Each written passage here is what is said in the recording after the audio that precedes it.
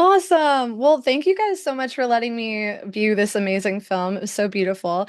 Daniel, we'll start with you. This is such a raw and just deeply emotional film. I've seen why Philip wanted to be a part of it in certain interviews, but what was it for you that you wanted to join this amazing story? Yeah, I mean, to be honest, it's exactly like what you said. It's like this really just like incredibly written, like, but it has so much heart. And I think as an artist, that's it's everything for me. So if you can get a heart with nuance and character and story that works and comes together seamlessly like this does, it's like for me, it's usually typically an immediate yes. And I'd seen Sheridan's shorts. It's the beautifully shot and beautifully put together. And even in these little snippets, it's just like so incredibly alive. And so I was like, no, this I would love to be part of this. And so thankfully, the journey kind of allowed me to be part of that. And with Allison and with these guys, they brought me on. So I was just very excited and to work alongside both JK and Phil here. It was just an incredible experience. Amazing. And Sheridan, this is my first time viewing your work. It was beautiful. Thank you so much.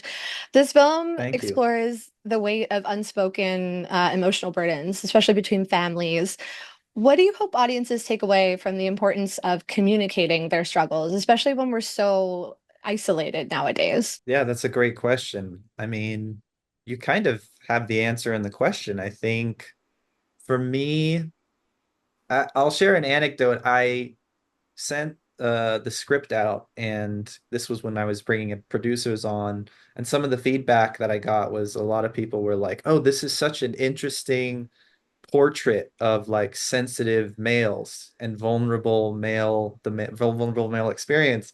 And for me, I was like, "Oh, is this different?" Because that's just how I am and how my family is. And my dad in particular, for being a male, especially of his generation, was a very vulnerable person with me growing up, and that just left an indelible imprint on me. And so um that fused with why I wanted to make the movie and the mental health aspects of it. But, you know, I think there is, especially I think in the Western world or in the United States, there's a lot of like social media. You don't turn on social media and say, like, here's all this bad stuff that happened to me. It's generally like curated to be the great things. And in my life, I've found so much healing and so much progress come from sharing the heaviest things on my heart. So, you know, I hope that audiences come away with that. And I also hope that they just are thoroughly entertained and moved. And I watch movies because they resonate deeply within me and make me think about my life and the people around me. And so I hope it does the same. It's incredible for that. And I think that's what we need more portrayals of. I interviewed Lily Reinhart once, and she said crying on FaceTime with her friends is one of her favorite pastimes because it's so real. It's just like, okay, we're just going to go have a mentee bee and cry for a little bit together, and then we're going to come back. And that's the kind of support that you need. Philip, Pete's story begins at such a raw place in this film. How did you approach portraying him and his internal battle, especially with the complexities of someone who feels lost but is also deeply connected to his family? My own human experience definitely helps prepare me for this role. I don't know. I relate to feeling connected slash lost slash confused slash in awe slash scared in life and in my relationships. And it always excites me when I get a script that isn't kind of like that kind of dances in the grayness of the human experience and relationships. Uh, and I feel like this script is so beautifully written, and so many of the scenes that I have with Dan kind of it's not like Sheridan's telling the audience how they have to feel or what the point is of everything. It's these two people trying to understand from both sides of this of each other's internal life and their own internal life. And I think that like often in life like none of us really have the answers, and we're just trying to do our best with the tools that we have, even though often people act like know everything, or you look on Instagram and everyone seems to have their life in perfect order. Um, but yeah, it was just like such an amazing thing for me at the time of my life, to just kind of go into this and look Dan in the eyes and just kind of um, like ride the wave and kind of connect to him, and yeah, I don't know. It was just a beautiful experience, and I don't really. So much of the of this kind of stuff too is I feel like when you're really in it and you're really connected, everyone is lifting each other up. So like, I don't know how you do anything, or how you like navigate through a scene other than to just kind of like fall back into it, commit to the other person, and just kind of like trust. No, I think that was one of my favorite things about this movie, though, is that you go through relating to everyone and you kind of see all three different sides of each generation that's portrayed. And as like I have mental health in my family too, and it helped me understand, I think, a little bit more too, which is really amazing. Um, and then since you guys are talking about lifting each other up, Dan and Phil, this film sibling relationship, that was the one that really hit me the hardest because I'm one of four and we were all raised in the same house, but we were all completely separate people. Sibling relationships can be beautiful, but it can be so volatile.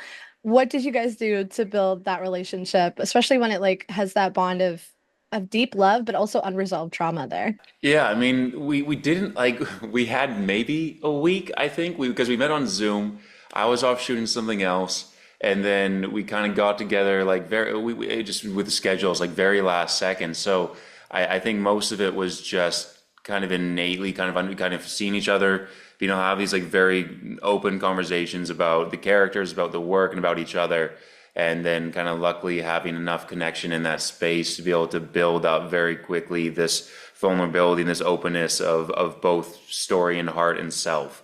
Um, yeah, I mean, again, it's worked out Uh, really well, and we're still close. But yeah, Also, it's that meta thing of like, you're playing the characters and stuff, but then you're also the humans that you are, and getting two humans in a room together. And I said this before about like even the fact that I'm 6 feet, and I'm like decently tall, and then he walks in, he's like 6'4", and he's playing my little brother, and like there's just so many dynamics that just naturally, and then you lean into that, and then you kind of like play with like, oh, if like we were brothers for a long time, like grew up together, like what is innate about me, what is innate about you, and we can kind of like in the moment kind of form, like find a truthful, what's the word I'm looking for, uh just like connection, and then also like bonding, that kind of like organically happens because like Sheridan's script too is just so like flowing and like honest. Well, speaking of Sheridan, this question is all for all three of you. So, Sheridan, you could start if you want. You've said that cinema is where you found yourself and that that is the power that you have to show others themselves in movies. What was the last movie that made you feel seen? Oh man. Gosh, I might need to pass on this. I feel like I'm so busy with work. Like I haven't I don't watch a lot of movies lately. Um gosh. Yeah, I'll have to think on that. Phil, Daniel or Phil, Phil, please, do you guys have one? Phil, please take me away because Uh, yeah, no, I actually just recently saw that movie by Ozza Jacobs, His Three Daughters. Do you know it? That crushed me, and that I mean, that was another movie that is about end of life, and a fa and a parent, and sibling dynamics as well. And um, I just saw that recently, and that one was also really funny, and kind of made me feel pretty seen. This is a wild one. Like get ready for this. But what is the latest animated Spider-Man film? Was it Across the Spider-Verse? I don't know. I think That so. it I was think it so. was actually that movie. There's a really beautiful subtext to the film because spoiler alert, I mean it came out a while ago. He's like hiding the fact that he's Spider-Man from his family. And I'm disabled, and like the movie is also like a beautiful metaphor for anything in our life that we are like keeping within and not sharing. You could view it as like a film about LGBTQIA, like all kinds of things. And like that weirdly, like that's the power of cinema is you actually go into a movie having no idea that it's going to resonate with you. And then, you're watching like Lady Bird and you're like, I'm not a teenage Catholic girl, but then you're weeping because, that's the universality, if that's a word, of the human experience. Like we all are going through such similar things, and cinema can hit you when you least expect it. Daniel, did you have one? Or are you going to pass on that one? No, I literally was just like looking through a quick little list, and I've been busy shooting and in rehearsal for Yeah. the past 2 months, and it's with like a teenage cast, and they're incredible. But the only thing I've seen because of that was like Deadpool recently, and however incredibly much I love that film, it was not one where I was like, oh, that's me. Dan saw himself in Deadpool. I know he Yeah, did. yeah, And yeah, yeah. Phil I and mean, Phil kind of looks like Wolverine, so yeah, Perfect. There you go. yeah, Brothers yeah, again. yeah, exactly. Daniel, one of my favorite traits for Jake is his ability to be able to change his mind when he learns something new, which is a very Gen Z trait. It's also something that's very emotionally strong. Was there a character trait of Jake's that you will take forward going forward in your own life, or alternatively, one that you brought to the character that he really emphasized in yourself?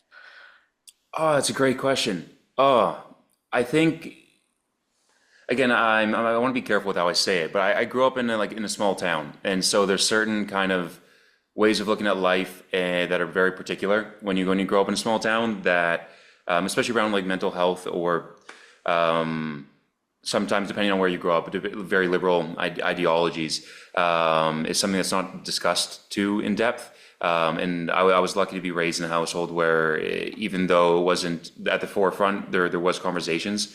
And so through Jake, I think there was such an experience of kind of entering in with this perspective of wanting to learn and wanting to see. And I think that's very much how I've been my entire life. And I think I've changed so massively from being who I was when I kind of first started growing up and then finding art and then finding acting and the industry and how that's kind of opened up my viewpoint and the way that I've seen life and seen people over the last like 20 years or so. And so Jake has this little snippet of time where he's able to do that. And so that's something that I'm very, very conscious of trying to continue doing every day in my life. And it's difficult, but it's something that I think is just so incredibly important for kind of growth and for connection and for empathy. And I really loved all of that. And then for you and Phil too, or Sheridan as well, this movie is very serious, but it's also really heartwarming and it has some great comedic moments, which I think again is like a really good sibling bond. You can be at each other's throats one minute and then, fighting for your lives the other. Was there something that you guys did behind the scenes to really capture that levity after emotional scenes, or did you kind of just sit in that emotion and then to have fun elsewhere? I don't really know. I feel like because I was playing Pete, you just kind of intuitively know, like lean into the energy of what you're trying to do. So like I think that Pete often feels a lot of emotions, but he tries to kind of be playful and deflect a lot. And so I don't know, I was probably goofing around a little bit here and there, um, having fun when we can because like the other stuff, we already have had so many deep connections, and the script kind of lends itself that you kind of know when those moments are coming. And every once in a while, we kind of sit together and try to like be in the thing. But like, at least for me, my job was to kind of like try to slightly annoy Dan sometimes and fuck around a little bit, and and then also just kind of like open my heart when the time called for it, I guess. He was joking around. We had a good time. There's a completely different movie that exists. That's the making of the movie, which because I was just looking through crew photos this morning, and I mean, I don't know about my set, but I like. Well, it's weird. The way I like a set to run is kind of like the movie where I generally like a light set where we're having fun and we're joking around. Because I think that humor is where you bring your guard down. So if everybody feels like we can just kind of laugh about it, then we sort of trust each other and it's just a good time. and even in heavy stuff. But at the same time, when we were approaching those dramatic scenes in the film, like I like to approach every emotional scene like a sex scene. Like, okay, let's clear the crew. We're in a church now. Nobody talk. Let's give the actors the space to be there because, I try to light in a way where there's the least amount of gear in their way because you're asking a lot of I have so much respect for actors, and I just want to go on the record that like not everybody feels this way, but I've been on sets where everyone's like, "Oh, the actors just get to sit in their trailers and then come out and do their thing." It's like, no, these people are emotionally taking themselves to places again and again and again, and like they are the conduit that the audience experiences the movie through. So I try my best to respect that and hire crew who do the same thing. And one super quick story, because I've been wanting to fit this in, is when I met with Connor, our DP, who's wonderful, and he was also the operator, which is like acting with the actor. I met a host of DPs and I told Connor, I said, look, if you want to make this film look good and this is about aesthetics, then you're not the guy. If you want to come in light with little gear, get out of the way and put everything in lifting up the performances and you care about the characters, then this is your film.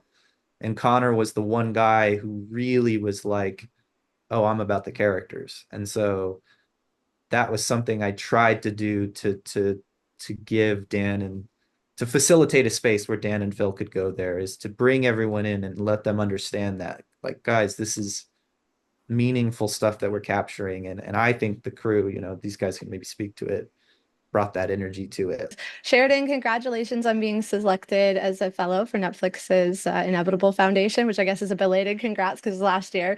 But if Yeah, no, my thank you. I'll if my take all research the is belated correct, congrats. Yeah, it is you're correct. you're going through it now. Can you share anything about that experience or what we can look forward to seeing from you next? Yeah, it's an incredible organization that supports like mid-level disabled screenwriters. So I'm low vision, legally blind, disabled. It's a year-long fellowship, and it was like perfect timing. It's financial support, but it's also them connecting me with mentors.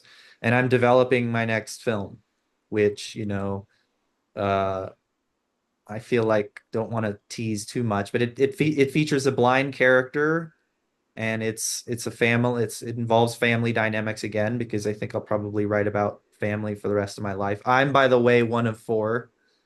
I think, what I say about family is I write about it because inspiration wise, it's just like, when you have a fucked up family, it's the gift that keeps on giving. It's just like you don't run out of ideas, but yeah, they're an incredible organization. I'm developing my next film, and kind of in the weeds right now on the script. Congrats. And then Daniel, I just wanted to say a massive congrats on being cast in Percy Jackson season two. I woke up Thank to you. that news. I literally jumped out of bed, not only because it was perfect casting as a Camp Half-Blood fan, but also because I was so hyped for you. So I hope filming is going well and congratulations on that too. Thank you so much. Yeah. Seriously, thank you so much. Yeah, it's been going amazing, and the whole group's fantastic. So I'm so excited, and hopefully you love the second season as well. But no, thank you very much. Amazing. Well, thank you guys so much for chatting with me and everyone go see Little Brother out September 17th. Thank you guys so much. I really Thank Thanks, appreciate you, it. Emma. Emma. So good to see you again. Thank you so much. On the list immediately. So great. Was Oh, this for thank the you so half of much. it? It was for the half of it. Yeah. Yeah. Yeah. Yeah. Wow. Yeah. Yeah. But you were so kind. You asked me questions about myself, and I always remembered that kindness for a baby interviewer. So thank you so much. No, Really thank you. It appreciate was it. such a great interview. I'm excited for today.